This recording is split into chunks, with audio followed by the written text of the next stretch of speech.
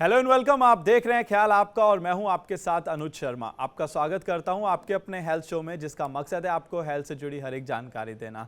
आज हम बात करेंगे लाइपोमा के बारे में।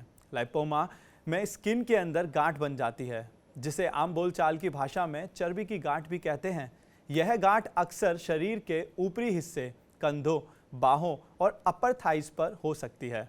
लाइपोमा क्या है और यह गांठ कितनी खतरनाक है या नहीं, इसके बारे में जानकारी देने के लिए आज हमारे साथ जुड़ी हैं consultant dermatologist HCMCT hospital Manipal से डॉक्टर गुंजन वर्मा। डॉक्टर, आपका बहुत बहुत स्वागत है हमारे शो में। Thank you, Anuj, and thanks to all the viewers here. So today we are going to discuss about lipoma, as Anuj has started the topic and have given you all a brief points about it कि lipoma क्या है और इसके बारे में हम क्या-क्या कर सकते हैं। जी। So first of all मैं आपको ये बताना चाहूँगी कि लाइपोमा जो है वो एक सबसे कॉमन मिलने वाली गांठों में से एक है। हमारे शरीर में कई तरीके की गांठें हो सकती हैं, जिनको हम सिस्ट का भी नाम दे सकते हैं।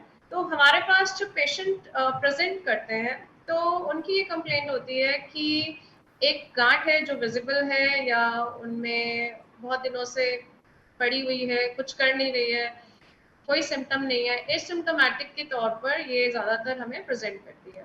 तो इसको हम सबसे ज़्यादा जो इसकी डिफ़िकल्टी जो आती है डायग्नोसिस में, बट वैसे तो it is a physical examination clear cut diagnosis होता है, बट समटाइम्स इसको हम सिस्ट के साथ भी थोड़ा-सा डिफ़िकल्टी आ जाती है कि हम इसको कंपेयर करने में कि ये सिस्ट है या लाइपोमा। डॉक्टर तो गुंजन, हम लाइपोमा इसके डायग्नोस बेसिकली की क्या बात हम डायग्नोस की बात आगे करेंगे। मैं आपसे ये जानना चाहूँगा कि ये बीमारी। लाइपोमा जो बेसिकली क्या है कि ये जो है एक बिनाइन सॉफ्ट टिश्यू ट्यूमर है। इसमें स्किन के नीचे फैट सेल्स की जो गांठें हैं वो इकट्ठा हो जाती हैं।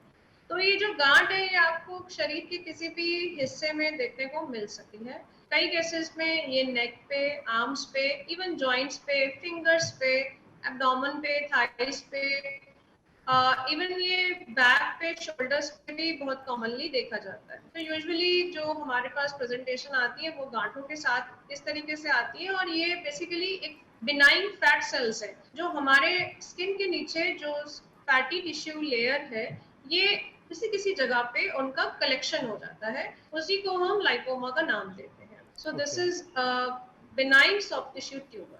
ओके, तो ये बीमारी जो आपने अभी बताया कि हमारे गांठ हो जाती है, पर ये गांठ होती क्यों है आखिरकार? देखिए इसमें इसका क्यों है, इसमें बस यही कहेंगे कि ये जो है कलेक्शन ऑफ फैट सेल्स है। अब ये ज्यादातर देखा जाता है कि जिनकी फैमिलीज में ये रन करता है, इनहेरिटेड या फेमिलियल होता है, तो उनकी फैमिलीज में हम देखते हैं कि ये ज्यादा हमें देखने को मिलती है। तो जिसके पेरेंट्स या ग्रैंड पेरेंट्स सफर कर रहे हैं मल्टीपल लाइपोमास के साथ, तो उनके बच्चों को होने के चांसेस ऐसा देखा जाता है कि यस हो सकते हैं। और ये अदरवाइज भी हो सकती है, इडियोपैथिक भी हो सकती है, मीन्स कोई कारण नहीं है बट फैट सेल्स इकट्ठा हो गए। तो ज्यादातर जो पेशेंट्स प्रेजेंट करते हैं स्किन स्पेशलिस्ट के पास या सर्जन के पास, तो वो कॉस्मेटिक रीजंस के साथ हमें प्रेजेंट करते हैं कि वो उसे हटाना चाहते हैं या इसके बारे में आगे जानना चाहते हैं कि क्या ये कैंसरस है या नहीं है। उस तरीके की इंफॉर्मेशन के लिए वो हमें विजिट। ओके, डॉक्टर गुंजन, मैं आपसे एक सवाल पूछना चाहूँगा। जैसे कि अभी आपने बताया कि बीमारी जो है ये शरीर के किसी भी हिस्से में हो जाती है, तो इस बीमारी से यस उस हिस्से की वजह से लोगों को किन दिक्कतों का सामना करना पड़ सकता है? यस, तो ये बड़ा ही अच्छा क्वेश्चन पूछा आपने अनुज।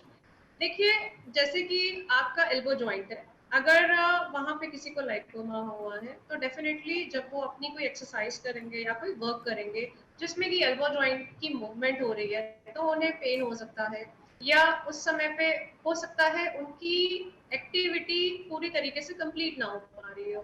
सपोज वो कोई एक्सरसाइज कर रहे हैं, या कोई आर्मी पर्सनल है, कोई गन चला रहे हैं, या इवन डॉक्टर कोई सर्जरी कर रहे हैं, अगर उनको एल्बो पे या फिंगर्स पे, जो हमारी एमसीपी जॉइंट्स होते हैं, जिनको कि छोटे जॉइंट्स जो हमारे हाथों के होते हैं, उनके पास भी ये गांठें डेवलप हो सके। तो कई बच्चे जो स्टूडेंट्स होते हैं उनको लिखने में भी दिक्कत आ सकती है। जॉइंट्स पर है तो जॉइंट्स की मूवमेंट में कई बार ये एक तरीके की प्रॉब्लम्स क्रिएट कर सकते हैं। सेकंड, अगर ये आपके फेस पे या विजिबल पार्ट में हो रही है तो ये डेफिनेटली एक कॉस्मेटिक रीजन की तरह बहुत कॉमनली प्रेजेंट किया जाता है। किसी की अगर नेक पे, शोल्डर पे है and it is visible very much, तो वो एक कॉस्मेटिक रीजन होता है इसको हटाने का। तो वो भी एक ऐसी कंडीशन है कि जो कॉस्मेटिकली लोगों को परेशानी क्रिएट ये करती है। ओके। डॉक्टर गुंजन, मेरा अगला सवाल आपसे ये है, क्या ये जो गांठ होती है वो सीरियस होती है, या लिपोमा का पता किसी भी इंसान को कैसे चलता है? देखिए, जहां तक सीरियसनेस का सवाल है, ये lipoma is a benign soft tissue. Benign मतलब कि कैंसरस है, इट इज नॉट मैलिग्नेंट, तो that means it is not serious. But ऐसा नहीं है कि कोई भी बीमारी को हम ये कहें कि इट इज नॉट सीरियस और आप उसको ऐसे ही छोड़ दें। डेफिनेटली हर चीज का इलाज संभव है। अगर कोई मल्टीपल लाइपोमा से सफर कर रहा है या ऐसे किसी लाइपोमा से सफर कर रहा है जो उसकी, सपोज कि किसी को पीठ पे लाइपोमा है, गांठ है फैट की, और वो सो नहीं पा रहा है या करवट नहीं ले पा रहा है, तो डेफिनेटली उसको रिमूव करने में ही उस पेशेंट की हम एडवाइस करेंगे कि इसको रिमूव करा दीजिए, सो दैट वो अपना डेली रूटीन लाइफस्टाइल को अच्छे से फॉलो अपना आराम से कर सके। तो सेकेंडली, अगर जैसे मैंने पहले बताया कि जॉइंट्स पे है तो हम उसको रिमूव कर देंगे, या कोई कॉस्मेटिक रीजन है, कोई कॉस्मेटिक कंसर्न है, तो हम उसको कंसीडर करेंगे और उसको रिमूवल की एडवाइस देंगे या रिमूव करेंगे। तो यही मैं आपको बताना चाह रही हूँ कि ऐसा नहीं है कि सारे लाइपोमास कैंसरस है, मैलिग्नेंट है, तो हम उसी डायरेक्शन में सोचें। They are benign tumour, definitely benign मतलब हमारे शरीर के लिए इतने खतरनाक नहीं है, बट हाँ इसमें कुछ चेंजेस आ सकते हैं। कभी कभी ये किसी नर्व को अगर प्रेस कर रहे हैं तो ये पेनफुल भी हो सकते हैं। Usually it is painless. तो अगर पेनफुल है तो वो भी एक कंडीशन हमारे लिए बन जाती है कि उसकी, अगर पेशेंट की नर्व कंप्रेस हो रही है तो यस आप इसको हटाएंगे, हम इसको रिमूव करेंगे। और ओके। अगर बहुत से पेशेंट है ऐसे कि मल्टीपल लाइपोमास है, तो हम उनको ये एडवाइस करते हैं कि आपके जो परेशान करने वाले ज्यादा लाइपोमास हैं, जैसे फेस पर है, नेक पे है, शोल्डर पे है, सपोज किसी की नेक पे वो गर्दन मूव नहीं कर पा रहा है या उसकी मूवमेंट रेस्ट्रिक्ट हो रही है या उसका लाइफ स्टाइल हैम्पर हो रहा है, तो उस वाले लाइपोमा को हम जरूर रिमूव करने की सलाह देते हैं। ओके। डॉक्टर गुंजन, मेरा अगला सवाल आपसे यह है, एंजियोलाइपोमा और लाइपोसर्कोमा ये लाइपोमा जैसे ही दिखते हैं, लेकिन इनमें अंतर क्या है? देखिए, जो एंजियोलाइकोमा होता है उसमें क्या होता है कि फैट सेल्स के साथ साथ जो है ब्लड वेजल्स भी उसमें हमें आ जाती है, ठीक है। एंड लाइपोसार्कोमा क्या है, ये एक तरीके की एंजियोलाइकोमा एंड लाइपोसार्कोमा, मैं कहूंगी कि ये मैलिग्नेंट हमारे जो है सेल्स इसमें वो मौजूद होते हैं। ये कैंसरस सेल होते हैं, तो ये ज्यादा खतरनाक होते हैं। तो लाइपो सार्कोमा को हम सॉफ्ट टिश्यू सार्कोमा भी बोलते हैं। तो इसमें क्या है, because they are cancerous, they are malignant, so इसमें जो है सेल्स है उनकी जो ग्रोथ है वो अनडिफरेंशिएटेड टाइप से होने ही लगती है। ओके। कैंसर में यही होता है कि कोई भी सेल्स है उसकी कोई एक्टिविटी ऐसी है कि माइटोटिक सेल्स है वो डिवाइड होते रहते हैं, बढ़ते रहते हैं, बढ़ते रहते हैं, बढ़ते रहते हैं, कोई कंट्रोल नहीं है हमारा उस पर। तो ये अगर एंजियोलाइकोमा और लाइपोसार्कोमा की बात करें, so they are definitely they are difficult to diagnose। इसमें डायग्नोसिस के लिए भी हमें अल्ट्रासाउंड, एमआरआई, सीटी एंड एक्सरे बायोप्सीज का एंड डिफरेंट मार्कर्स का, जिसको कि इम्यूनोहिस्टोकेमिस्ट्री मार्कर्स बोलते हैं, उनकी सहायता के द्वारा ही हम इसको डायग्नोस प्रॉपर्ली कर सकते हैं। इसमें डॉक्टर के साथ साथ स्किन के पास अगर हमारे पास कोई पेशेंट आता है तो डेफिनेटली हम सर्जन को भी इन्वॉल्व करेंगे, और हम जो हमारे लिम्फोमा स्पेशलिस्ट होते हैं उनको भी, कैंसर ऑन्कोलॉजिस्ट, उनको भी इन्वॉल्व करेंगे, and for the diagnosis radiologist and pathologist को भी इन्वॉल्व करेंगे। So this is a multi system disorder. इसमें डिफरेंट डिपार्टमेंट्स का भी बहुत इंपॉर्टेंट रोल है, क्योंकि इसका डायग्नोसिस थोड़ा सा डिफिकल्ट है, but these are rare and ऐसा नहीं है कि ये बहुत कॉमनली देखने को मिलते हैं। बट यस, अगर हम सस्पेक्ट कर रहे हैं कोई ऐसी गांठ जिसका सडन साइज बढ़ गया हो, उसमें पेनफुल हो, या कम समय में ज्यादा उसका हम देखें कि साइज बढ़ रहा है, या साथ में पेशेंट्स को और भी सिम्टम्स है, सपोज किसी को सॉफ्ट टिश्यू सार्कोमा थाई में है और उसने ये नोटिस किया कि उसको वीकनेस हो रही है थाइस में, चला नहीं जा रहा है, अगर किसी को यही सेम चीज एब्डोमेन में है और पेट में दर्द की कंप्लेंट है, और हम अल्ट्रासाउंड, एमआरआई ऐसी इन्वेस्टिगेशंस के द्वारा ही इसको फिर आगे डायग्नोस करेंगे। सो इसमें जो डिफ्रेंशिएशन होती है वो आगे मैं साइंटिफिक वे में ज्यादा नहीं जाना चाहूंगी। इसमें अनडिफ्रेंशिएटेड और मिक्सॉइड सेल्स, प्लियोमॉर्फिक सेल्स, इस तरीके से हम इसको आगे डिवाइड करते हैं, और पर्टिकुलरली फिर उसको हम कीमोथेरेपी, रेडिएशन थेरेपी के द्वारा फिर उसको ट्रीट करते हैं। ओके सो ये एक बिल्कुल ही सेपरेट डिसऑर्डर है, ये कैंसरस है, मलिग्नेंट है। बट ओके जो लाइपोमा है, they are non cancerous, they are benign.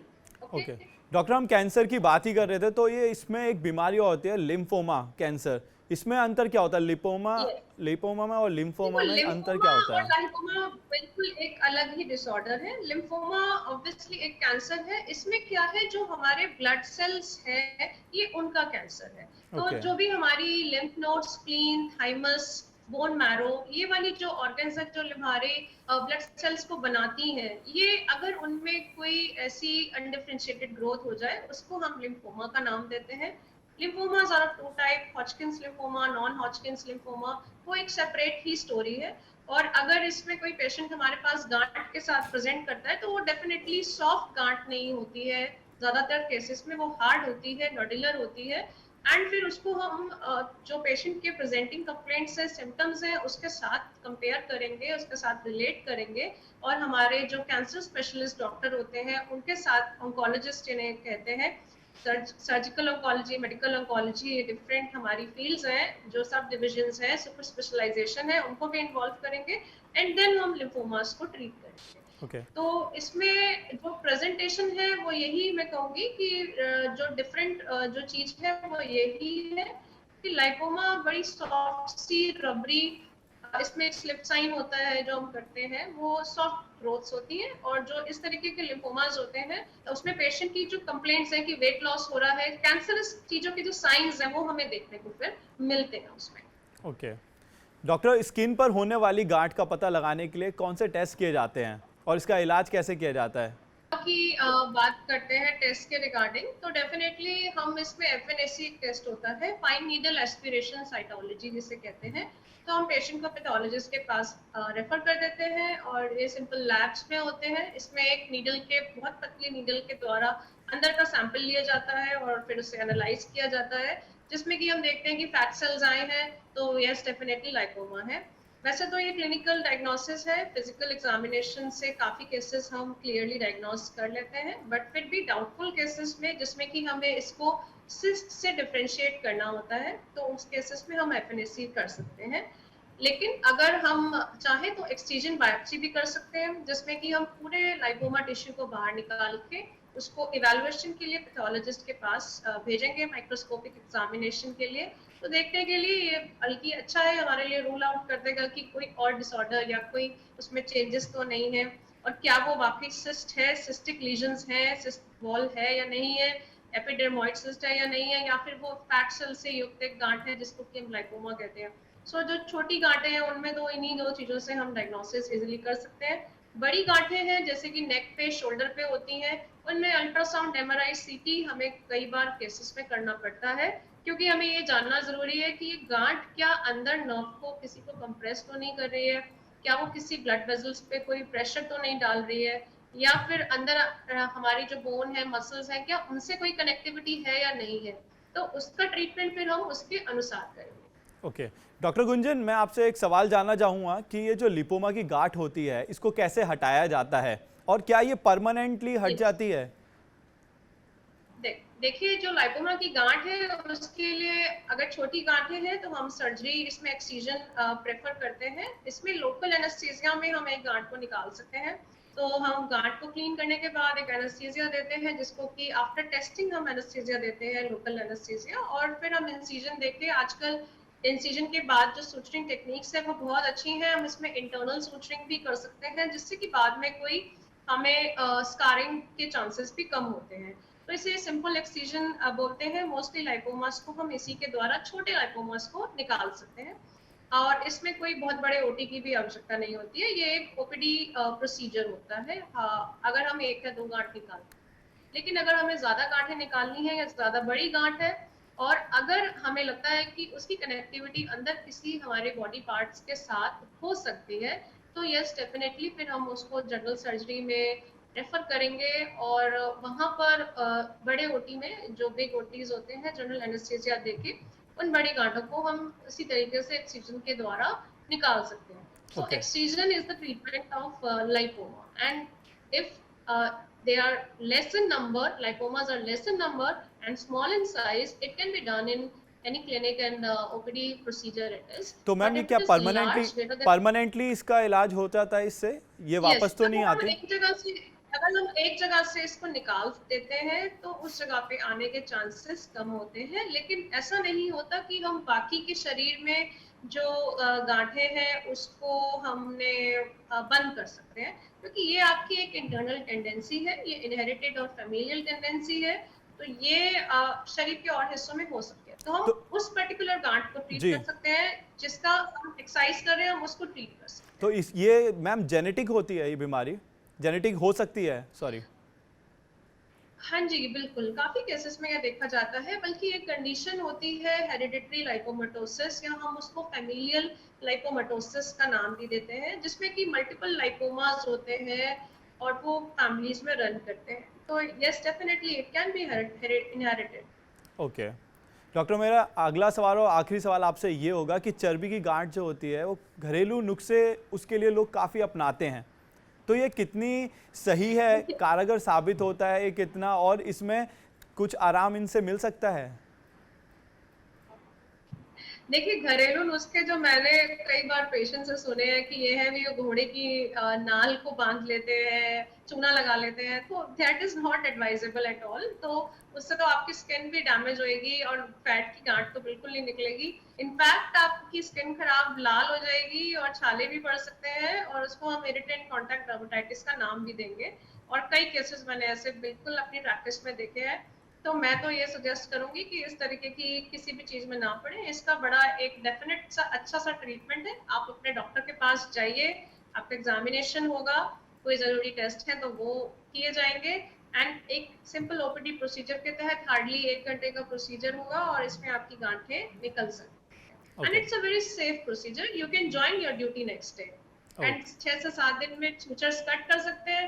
अगर इंटरनल सूचरिंग करी है, एब्जॉर्बेबल सूचर लगाए हैं, तो वो अपने आप ही एब्जॉर्ब हो जाते हैं. तो it's a very comfortable procedure. तो मैं तो बिल्कुल ये सजेस्ट नहीं करूंगी कि कोई हल्दी लगाए या कोई घोड़े की नाल का कुछ लगाए या चूना लगाए.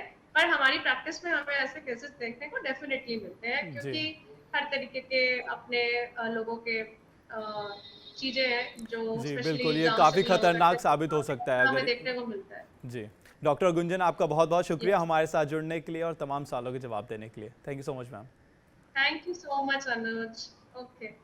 यदि आपके शरीर के किसी भी हिस्से में गांठ बन रही है तो उसे नज़रअंदाज ना करें और अपने डॉक्टर से संपर्क करें। अब हमें दीजिए इजाज़त, हम शुक्रवार को फिर हाजिर होंगे हेल्थ से जुड़ा नया जानकारी लेकर और नए शो के साथ। तब तक आप अपना और अपना ध्यान रखें। चलते चलते हम आपको बताना चाहते हैं TV9 डिजिटल के न्यू इनिशिएटिव TV9 वैन के बारे में। आखिरकार क्या है ये न्यू इनिशिएटिव, देखते हैं इस छोटी सी वीडियो में। Today, doctors are busier than ever providing care and advice to patients. And the reality is that an average patient now spends much more time in the waiting room than in the doctor's chamber. With such a captive audience, it's time to put their wait time to good use. Introducing TV9 Waiting Area Network that provides premium patient engagement experience through engaging and informative videos. These videos are created keeping in mind an Indian patient seeking medical attention. TV9 Waiting Area Network provides a perfect platform for educating the patients on everything a doctor's practice has to offer while elevating the doctor's brand at the same time.